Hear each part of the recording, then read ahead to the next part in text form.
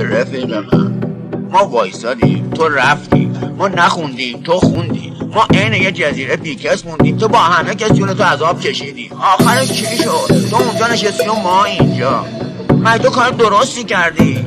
اگه یه مشتریدم دزدی کنه خب دزدیه دیگه. حرفم که میزنی میگن حالیت نیست. بابا اگه حالیمون نی تقصیری نداریم، کسی حالیمون کرده که ما جفتم زدیم.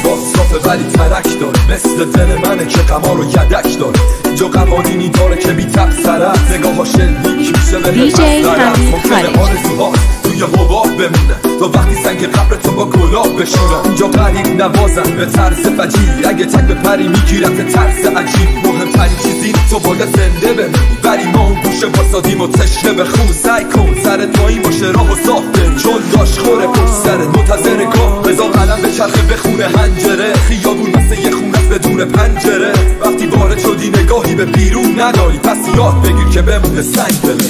همه از غریبه خوردن ولی من از خودی، تویی که میخواستی هر زمان که هوس کنی با تقریبا و تخریبات منو تو قفس کنی. پس این که من هستم تو ساختی نگو عوض شدی.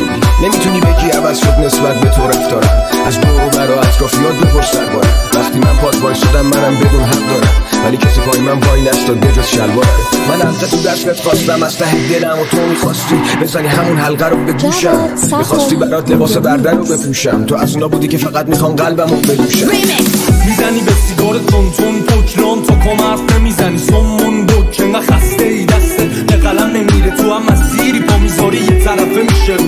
زمستونات کی بهار شدی به هرچی دورته به تفاوت، مثل کرم که انگیزه تو سینش سوخ شد. عاشق تاریکی شد بیلش نون، میگی پرشه با زبای خونه کاشکی، از گرمایی که بابا دیگه تو صداشنی، از ابری که تو شبت نبارید و صاف شد، خورشیدی که به تنت نتابید و ماه شد. تو که با خودت تو جنگیته، میگی هیچی نمیزنه چنگی بده، پر درد تو دل تو نمیجنگی و اصلا دلیل این سنگینی تو نمیفهمی. نه یعنی خنده های ساختگی شکنجت بکنن و تو مبادا دیجی همین همه منتظر اینم یه جایی گفت بدی، بکوبنت زمین که فردا نتونی راه بری.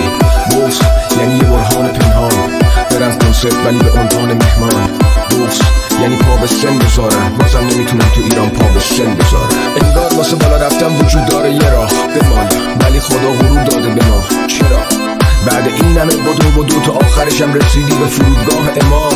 بغض یه زن یه مرد ساکته، یه دست پاسته یه دست ساکته، کی تو اون لحظه قادر به درک حالته؟ هیچکی.